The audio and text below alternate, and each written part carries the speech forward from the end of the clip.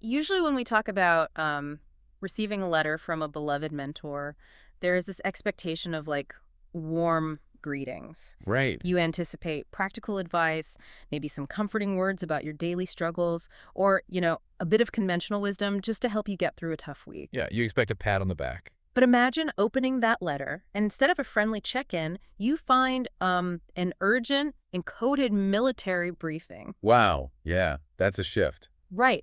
It is full of startling imagery. Multi-headed dragons, grotesque beasts rising from the sea, cosmic battles in the heavens.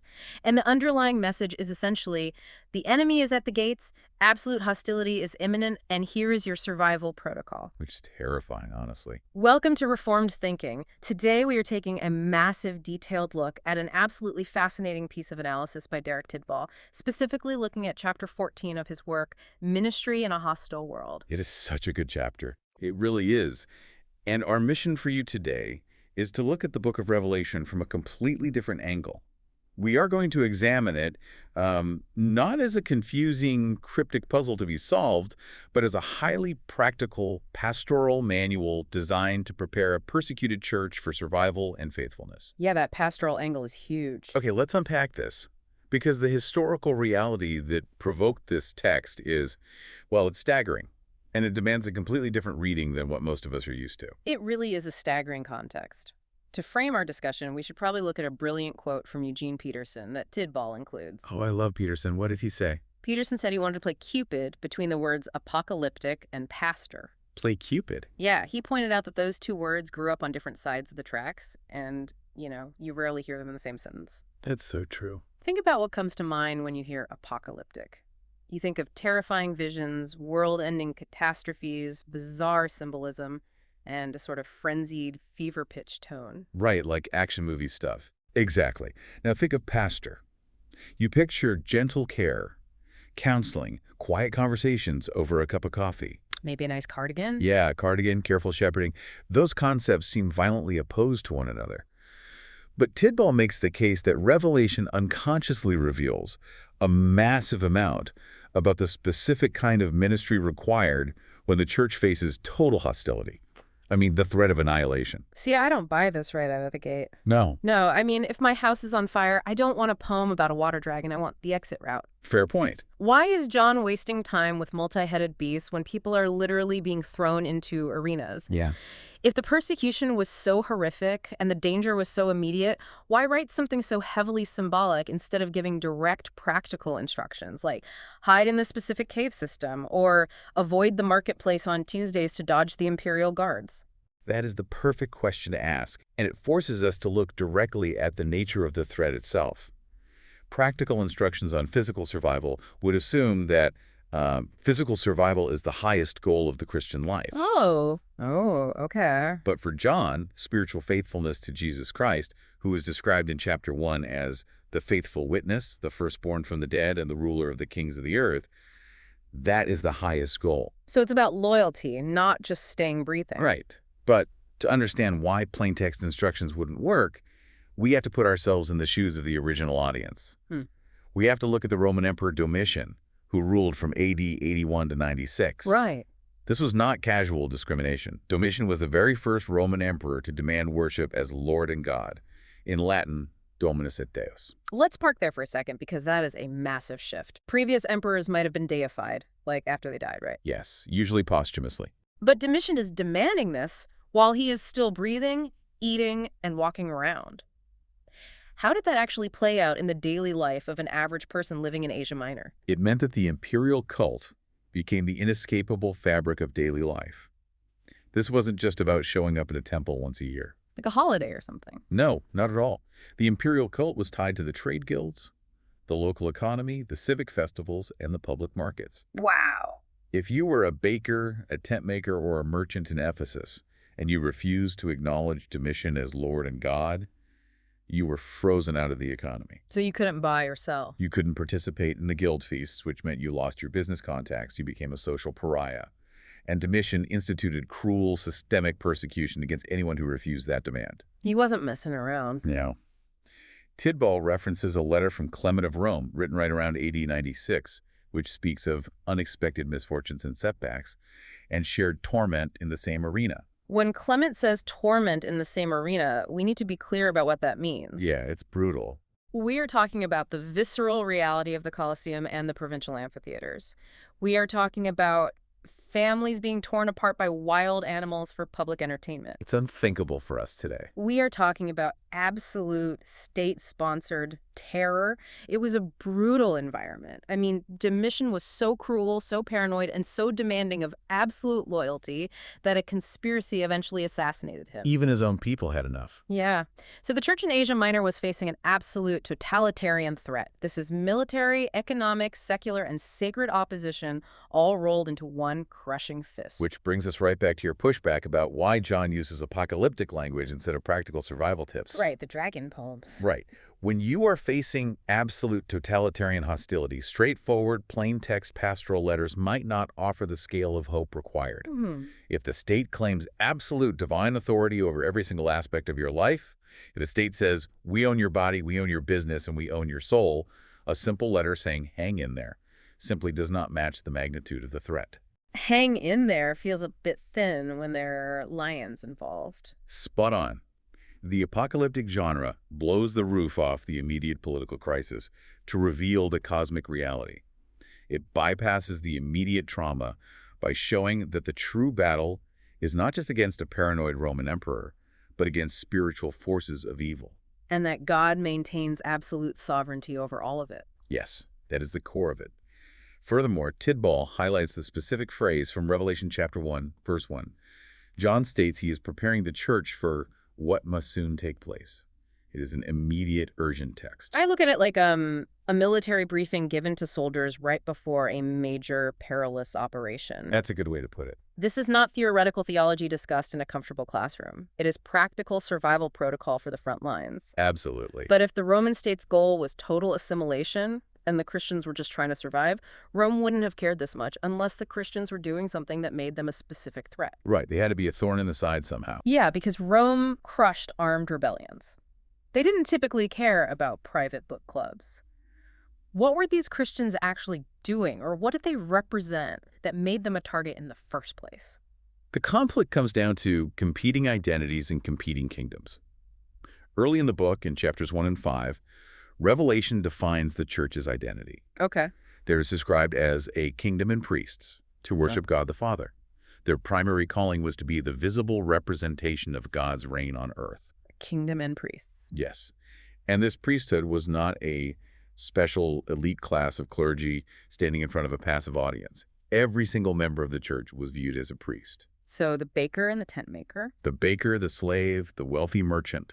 This is a direct echo of the Old Covenant promise in Exodus 19, where God tells Israel they will be a kingdom of priests, and it echoes Peter's words in 1 Peter 2. Everyone in the Christian community is called a saint. Let's break down what a priest actually does. A priest is a mediator. A priest stands between the divine and the mundane.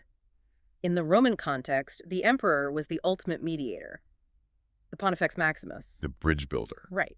But here, John is telling a group of persecuted, marginalized, economically frozen-out believers, no, you are the priests. You are the ones mediating the true God's presence to the world. And claiming loyalty to a higher, supreme authority, declaring that Jesus is Lord, not Caesar, was viewed by the Roman Empire as politically subversive and highly treasonous. I can see why. Yeah, the kingdom of priests operating within the Roman Empire was essentially a rival kingdom. Rome demanded total allegiance. You didn't like competition. Not at all. When Christians refused to offer a pinch of incense to the genius of the emperor, they weren't just being stubborn about a religious ritual, they were publicly denying the absolute sovereignty of the Roman state. To a Roman magistrate, this looked like an insurrection. It absolutely did. Furthermore, the role of a priest involves offering sacrifices. Tidball notes that in chapters 7 and 16 of Revelation, the sacrifice these priests are sometimes called to offer is their own lives. Wow. They are participating in the ultimate witness against the state's idolatry. I am struck by how decentralized this makes the early church look. How so? Well, Kevin Giles is quoted in the source material noting that the church order reflected in Revelation is quite undeveloped, with little fixed structure. Right, no massive hierarchy. Yeah. The letters in chapters 2 and 3 are addressed to the angel of the church. which most scholars take as a personification of the whole congregation across those 7 representative churches in Asia Minor. Yes, that's the general consensus. It feels very much like a decentralized resistance movement. Without a rigid top-down hierarchy, they are much harder for an empire to eliminate. They rely entirely on their shared core identity as saints and priests. This decentralized nature made them incredibly resilient, but it also made them extremely vulnerable to local pressures. What kind of pressures? Well, we need to look at a specific phrase John uses that highlights this vulnerability. In the letters to the churches, John mentions the synagogue of Satan. Hold on, let's camp on that idea of the synagogue of Satan for a minute, because that sounds wildly offensive to modern ears. What was actually happening there? In the Roman Empire, Judaism was a religio licita, a legal, permitted religion. Jews were historically exempted from participating in the imperial cult because the Romans, for all their faults, respected ancient traditions. Okay, so they had a legal pass. They did. And in the earliest days of the church, Christianity was viewed by the Romans as just a sect of Judaism. So Christians enjoyed that same legal protection. They were riding on their coattails, so to speak. Pretty much. But by the time of Domitian, the local Jewish communities in Asia Minor were actively distancing themselves from the Christians. Why? Because the Christians were bringing heat down on them.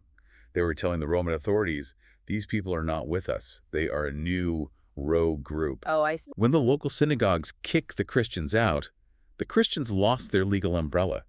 They were suddenly exposed to the full, lethal demand of the imperial cult. So they were completely vulnerable. Completely.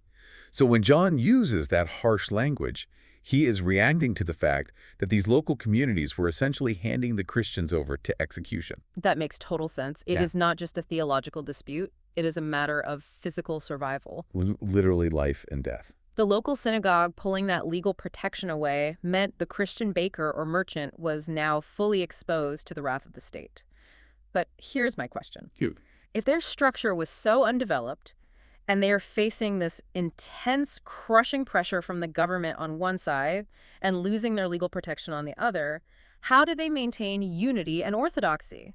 How did they not just fracture into 100 different compromise groups? The answer to maintaining that unity under pressure lies in the unique leadership role that Revelation highlights more than any other New Testament book, the prophet. Prophets are mentioned 8 times in Revelation. They are placed on par with apostles, and they are explicitly said to face martyrdom for their witness. That is a dangerous job description. Very. David Hill provides a fantastic analysis here, pointing out that Revelation actually lacks some of the typical features of standard apocalyptic literature. Wait, most apocalyptic literature from that era is highly stylized and usually pseudonymous, right? Yes, exactly. The author usually pretends to be an ancient figure like Enoch or Moses to give the book extra authority. Why is Revelation different? Because it is, at its core, a pastoral letter. John uses his real name. He is a known entity to these churches. He is their pastor, currently exiled on the island of Patmos. He's not hiding behind a fake name. No. He makes no pretense to secret elite knowledge available only to a few initiates. It is not a coded riddle meant for a secret society. It is fundamentally an open communication meant to be read aloud in the gathered congregations. John is a prophet speaking directly to his people. This reminds me of an open source software project designed to counter a malicious operating system. Oh, I like that. Run with it. Think about it. Rome is the malicious operating system. Emperor worship is the mandatory terms of service that you have to click agree to if you want to participate in society. That's a great analogy. John is writing the patch, the code to resist this malware. And there is no secret code hidden away for a select few elites.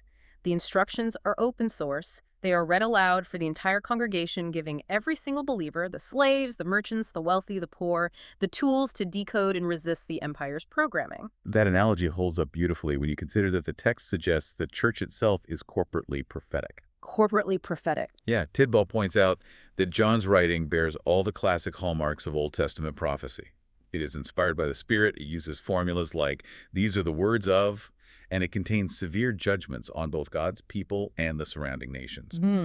But it is not just John who is the prophet. The 2 witnesses mentioned in chapter 11 are widely understood to symbolize the entire Christian community.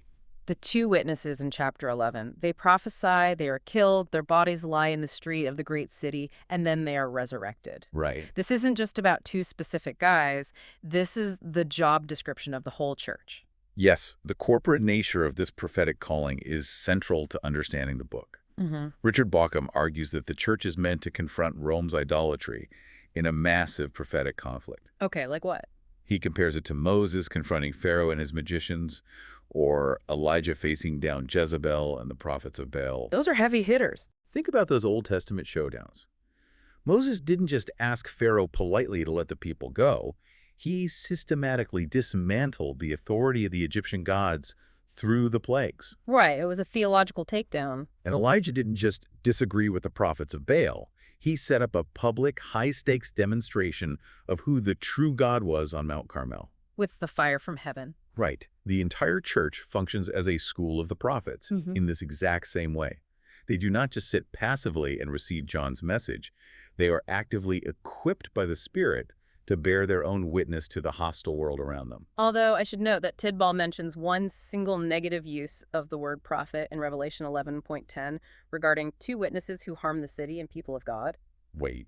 Wait, actually, let me clarify that. Right. The negative use is referring to the false prophet in the later chapters, Yeah. one who deceives the inhabitants of the earth to worship the beast. Right, the false prophet. The two witnesses in chapter 11 are the true, faithful church. The false prophet acts as the propaganda arm of the state. But that contrast just throws into sharp relief the overwhelmingly positive, vital calling of the true church to bear faithful witness. They are the counter-propaganda. And to execute this corporate prophecy effectively, the church cannot rely on human willpower. No, definitely not. You do not face down a Roman arena just because you have strong willpower. You need a supreme source of inspiration. This brings us to the theological framework John lays out early in the book. In chapter 1, we read about the seven spirits before God's throne, which builds on the imagery from Zechariah chapter 4. Okay, let's explain this like I am 5 years old. Yeah. Seven spirits sounds bizarre to a modern ear. Are there 7 different Holy Spirits? And what is the imagery in Zechariah chapter 4 doing here? Why did it matter to a first century Jew? In Zechariah 4, the prophet sees a solid gold lampstand with a bowl at the top and 7 lamps on it. There are 2 olive trees beside it, continually dripping oil directly into the bowl. Okay, I can picture that. Zechariah asks what this means, and the angel says, "Not by might nor by power, but by my Spirit, says the Lord Almighty." The lampstand represents God's witness in the world, and the oil is the endless, unceasing supply of God's Spirit. That makes a lot of sense. The number 7 in Hebrew literature represents completeness, perfection, or fullness. So when John speaks of the 7 spirits, he's not saying there are 7 distinct spirits. He is referring to the absolute perfect fullness of God's active Spirit at work in the world. Ah, okay. This is the Spirit who continually fuels the church. This Spirit inspires the prophet to expose false idols, to proclaim Christ's reign, and to bring messages of both rebuke and judgment. And that Spirit is entirely focused on one specific person. Revelation 19.10 says, "For the testimony of Jesus is the spirit of prophecy." Yes. Jesus is the center of it all. He is portrayed as the slain yet triumphant Lamb who is actively orchestrating all of human history. He's running the show. The Spirit's role is to reveal the true identity of this Lamb, who alone is worthy of worship. Look at the contrast John is making. Rome worships power, military conquest, and domination represented by the beast. Right. The church worships a lamb looking as if it had been slain. It is a complete inversion of what the world considers powerful. And how John communicates that inversion is brilliant. We have to look at the specific communication strategy he uses. The scholar G.R. Beasley Murray compares John's writing to a contemporary political cartoon. I want to stretch this political cartoon analogy because it is the key to unlocking the whole book. Please do. How does a political cartoon work today? If a cartoonist wants to make a point about the national debt crushing the middle class, they don't draw a literal spreadsheet. That'd be boring. Right. They draw an average guy carrying a massive, suffocating anvil labeled debt while a fat cat in a suit looks on. It uses exaggerated symbols, animals, monstrous figures, distorted features to convey a striking truth about a political situation without necessarily naming the individuals directly. Spot on. John writes of beasts, bowls, trumpets, and uses symbolic names like Babylon for Rome and Jerusalem for the true people of God. He deliberately exaggerates these images to make the spiritual reality undeniably plain to the believers. This allows John to speak entirely treasonous truths about the Roman Empire in a medium that believers can easily decode, while Roman authorities might read it and just see baffling mythical nonsense. Yeah, they'd just be confused.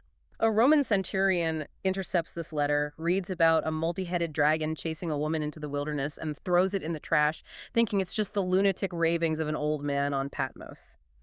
But the church reads it, and they see the reality of imperial oppression.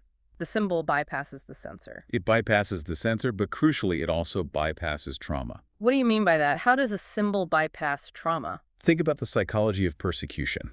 If you are a believer whose brother was just executed in the arena or whose shop was just burned down by a mob, your nervous system is in a state of absolute overload. You're in fight or flight. Right. Reading a dry, theological treatise on the sovereignty of God might not penetrate that trauma. But an apocalyptic image, a vision of a beast rising from the sea, validates the sheer monstrous horror of what you are experiencing. It matches what they feel inside. It says, yes, this empire is a monster. Your terror is justified. But then it immediately shifts the camera to heaven, showing the Lamb on the throne, holding the scroll of human history. It engages the imagination, which is often the only part of the human mind still accessible when the rational mind is shut down by severe trauma. That is a staggering insight. The apocalyptic imagery provides cognitive relief to someone living in constant terror. And the key to decoding this cartoon, the key to understanding the imagery, is the Old Testament. It's heavily saturated in it. Tidball notes the massive volume of Old Testament allusions in Revelation. Commentators agree that Isaiah, Daniel, Ezekiel, and the Psalms are the most frequently referenced. John uses these allusions analogically, by contrast, or to show direct fulfillment. He really does. Why does John use the term Babylon instead of just saying Rome? Because Babylon is the ultimate Old Testament archetype of a proud humanistic empire that opposes God and crushes his people.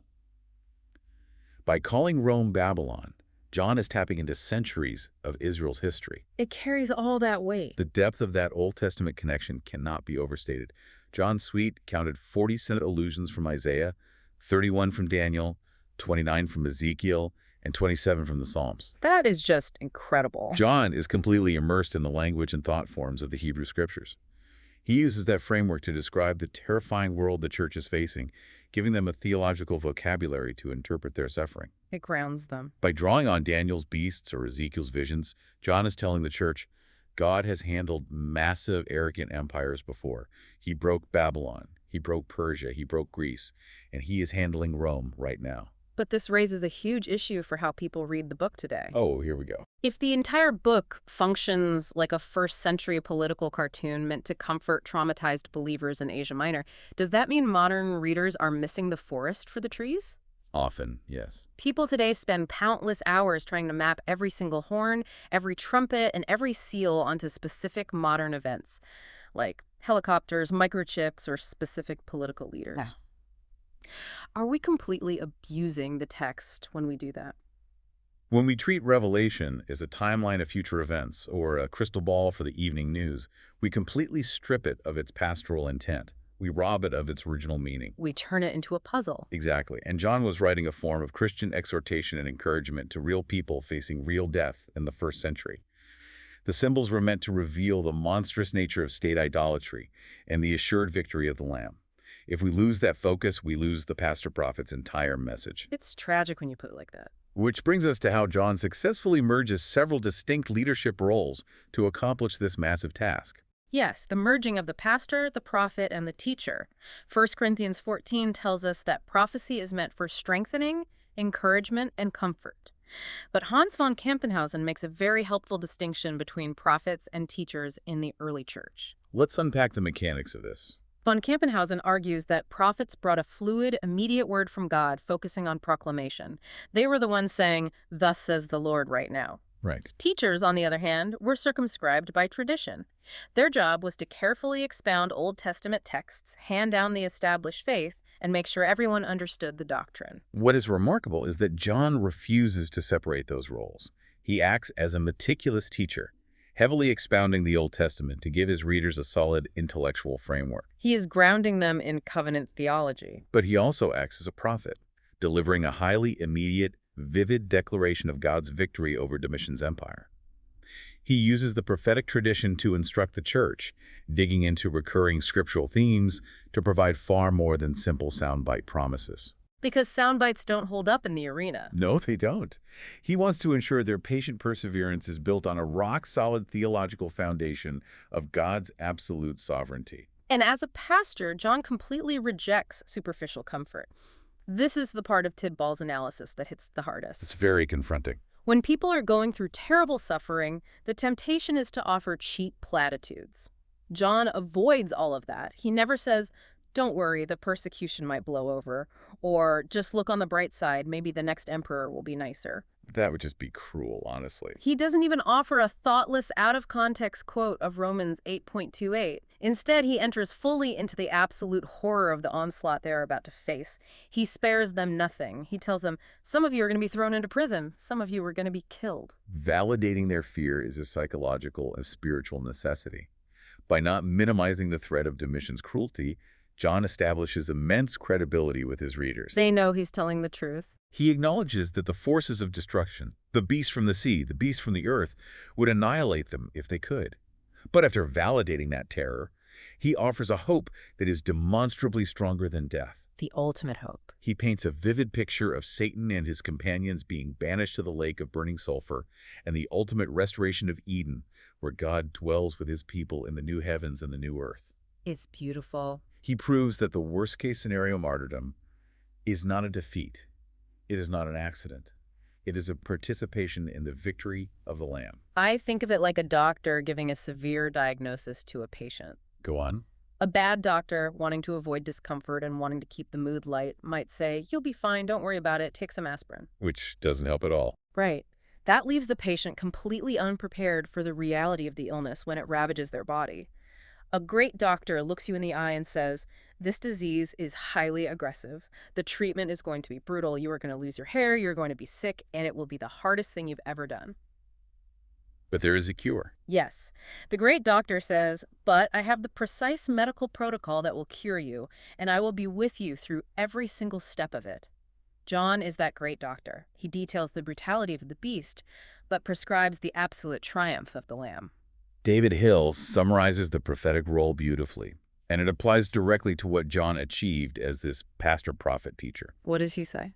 Prophets speak with authority. They address a community that is itself called to be prophetic in its daily life. They interpret history through a theological lens. They reinterpret the Old Testament in light of Jesus Christ. All of those pieces coming together. And they do all of this to keep the church persevering and faithful when compromise with the culture would be the easiest, safest, and most economically viable option. John's writing is the ultimate example of this pastoral prophetic synthesis. So what does this all mean? As we wrap up this deep dive, the main takeaway is incredibly clear. It really is. The book of Revelation is far from a cryptic puzzle meant to confuse us or a massive code book for end times survivalists. It is a brilliant, Old Testament-saturated survival guide. Yes. It was written by a pastor-prophet who loved his people enough to tell them the terrifying truth, to encourage a kingdom of priests facing total life-threatening hostility. And that brings it directly back to you, the listener. Imagine you are sitting in a covert house church today. You might not be facing the specific arena torments of the first century or a Roman emperor demanding incense. Most of us aren't. But if you are experiencing hostility in your workplace, if you are feeling economically marginalized for your convictions, or if you feel overwhelmed by a culture that demands your total uncritical allegiance to its ideologies, you are participating in the exact same corporate prophetic witness that John was writing about. You are part of that kingdom. You are part of that kingdom of priests called to declare that Jesus, not the state, not the culture, and not the economy, is the true ruler of the kings of the earth. Spot on. Which leaves us with a final thought to mull over.